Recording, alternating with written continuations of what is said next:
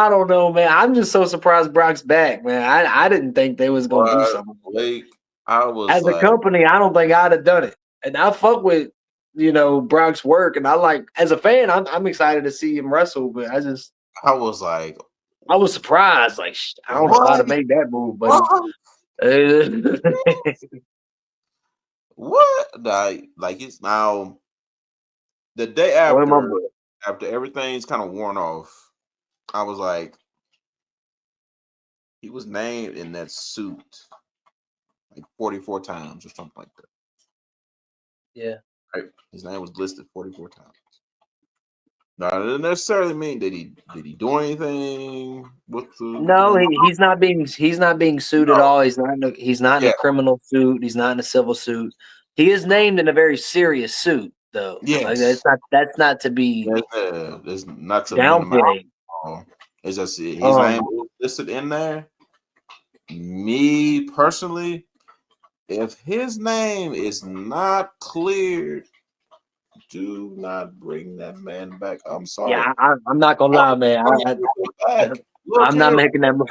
I'm not making that move. It made for a cool moment. Work rate wise, Brock, one of my favorites. Absolutely, especially that when he came back around, was that at 2012? I want to say 2011. 2011, huge deal, fucking insane. But like Never beat that. This right here, WWE, Nick Khan, whoever it is, this is not the right. Honestly, Jones was probably sitting there like, what the fuck? Oh, yo, I had just thought about him too, but I was like, honestly, Jones got to be punching the air right now, yo. I know Enzo Amore looking like. I know, like, bro. I mean, granted, when you're a big star like that, it's not the same. You know what I mean? But I mean, WWE brought in Mike Tyson when that is very true.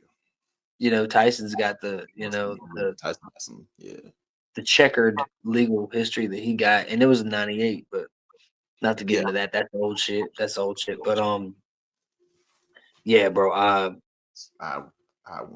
I wouldn't have made the move. I mean, like, I'm looking forward to seeing him wrestle John. I'm not gonna lie about it. I just personally wouldn't have made the move. You hear what John said? I've been doing this for 25 years. They what do you say? They bring him, I deal him or something. Yeah, he very slickly tried to get out of that shit. Triple H said. Triple H tried to put that all on him. Oh, that he wanted.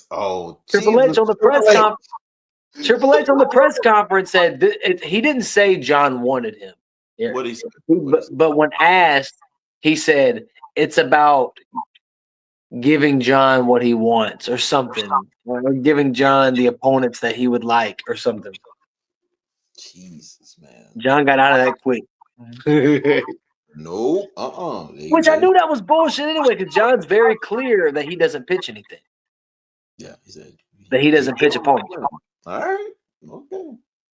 Which is crazy. That I actually wanted to bring this up. Yeah.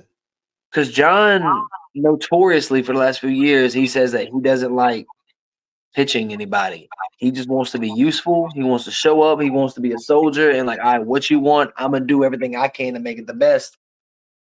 And I just want to do something for the company that made me. I appreciate it. I respect it. I admire that mindset. I really do.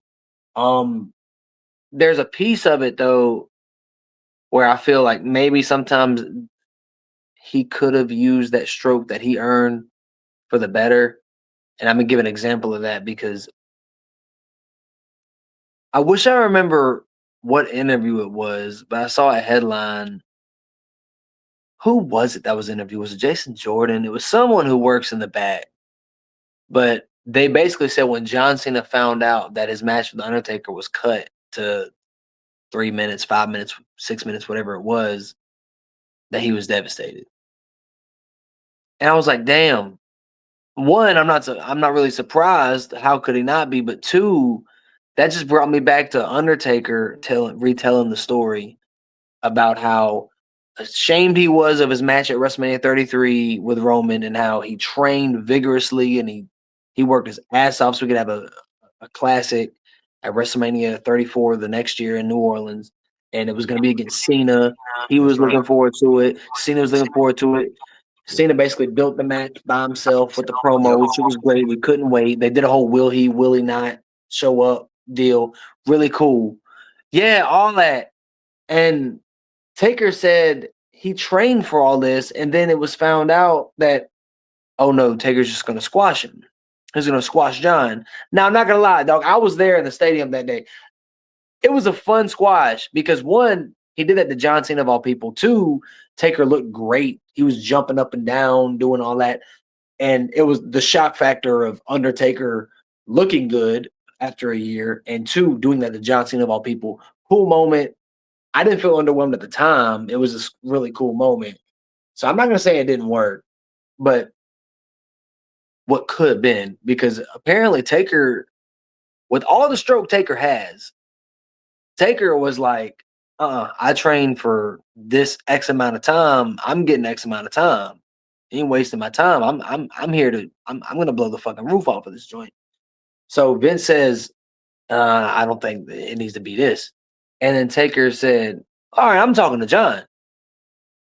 And then he goes to John, and John just kind of goes, yeah, you should squash me. I talked so much shit about Undertaker. It's the only way. Yeah, you have to squash me. And such a company, man. I get it. You were nothing before WWE. You owe your life to him. You gonna ride that path. I respect it. But now I know how he really felt about it. He could have easily. How easy would it have been if John fucking Cena and Undertaker, these two pillars of your company, go to Vince and say, no, we're going to have the match that we plan to have. What do you think Vince is going to do? Vince is going to let them do it. Vince going to listen. Vince is going to let them do it. He knows. Yeah. Jesus. So it's like, damn, John, you really could have used that clout to have this classic Taker. What a missed opportunity. Now, I ain't going to say the squash wasn't fun because it was. The fake out with Elias and all that, it all worked. But, man, that would have been cool. That would have been cool. That would have been cool. What does a Cena retirement tour, farewell tour, look like under Vince? I don't know. Maybe a little safer. Now, we know from the Unreal show that Bruce Pritchard pitched the heel run. Mm-hmm. If Bruce pitches it to Vince, and Vince knows he has Cody, maybe Vince still does it. Maybe it's worse. Maybe it's better. I don't know. There's a lot of circumstances. There's a lot of circumstances involved. I don't know. The Travis Scott thing probably doesn't happen. Oh, another thing with the Unreal shit. Yeah. Yeah. Let's get into it. Yeah. I'm such a fan of Travis Scott. I like seeing him in WWE. It was cool, whatever. I fuck with Travis. Why did Triple H say when they decided to do the heel turn that the first person he called was Cody, and the second person he called was I can't remember, but the third person he called was Travis Scott, and like the fifth person was John?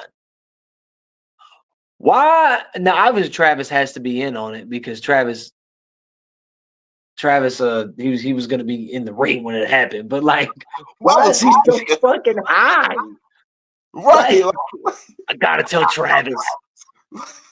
But it blew me when I heard it. I felt like I was watching a parody when he said that shit. I was like, you're not going to elaborate on why it's so important that Travis needs to know before John Cena of all people?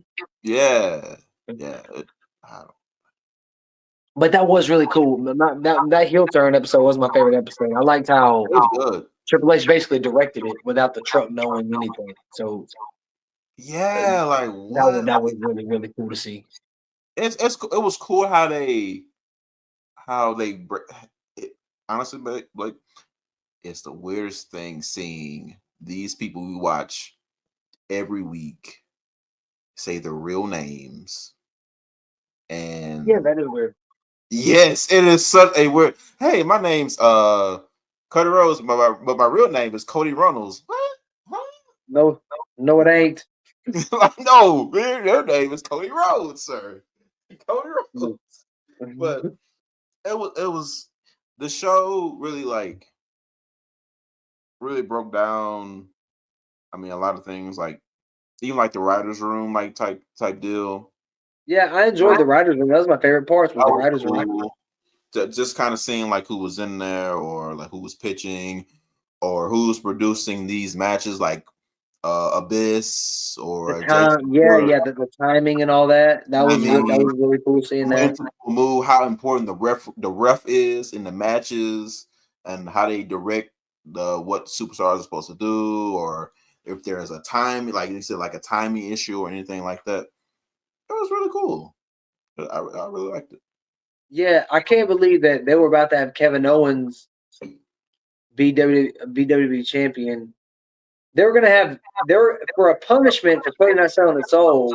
They were gonna have this fresh Cody have to defend his title against Kevin Owens, who just had this unsanctioned match and got bludgeoned to death earlier, and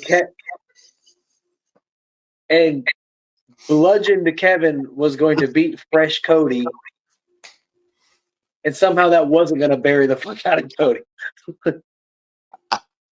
And not only that, but the crowd would have cheered their asses off because they were in Canada. Yep. Yeah, absolutely. Oh my God. Absolutely. Again, you gotta pitch shit. You gotta be bold enough to just say shit. So I don't mind them saying shit, and I'm just glad it didn't go through the cracks. But imagine if they had done that shit. That would be nuts, actually. Remember Oh my God. Chelsea Green? Remember the Chelsea Green? The guy that pitched. Yeah. I was like, what? I fuck with it. I'm glad it didn't happen, but I fuck with it. See, I ain't gonna lie. I like the idea that they have a creative team that is bold enough to just pitch shit like that. Yeah, why don't we just do this right here? You got to be bold. All right. Yeah, no, I get that. You do have to be bold. You know, you don't want to play it too safe all the time. That was hilarious. Just how Chelsea Green just another turn. Yeah, just automatically wins 28-29 on the show. He was like, what? Like, what are you doing? Great.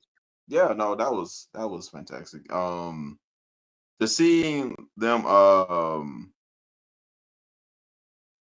ask like, oh, are you good? Like, are you all right? Like when they take like certain moves or like even like that, was it the Rumble with Cody and KO? Boy, that match is brutal. Yeah, it was. It was scary to watch that one spot with the ladder. That match probably put some as to why like Kevin is out right now. Like usually, the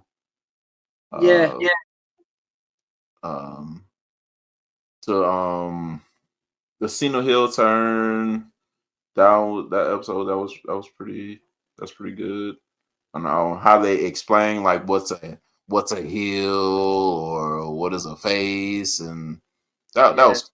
And I promise I'ma take it to the peak. I was on fumes, now I'm on full, no pool. I remember when my tank was on E. I swear. Bet on me, bet on me, bet on me, bet on me, bet on me, bet on me, bet on me, bet on me. Doing once, not twice if you try to me. No business to hell as you telling me.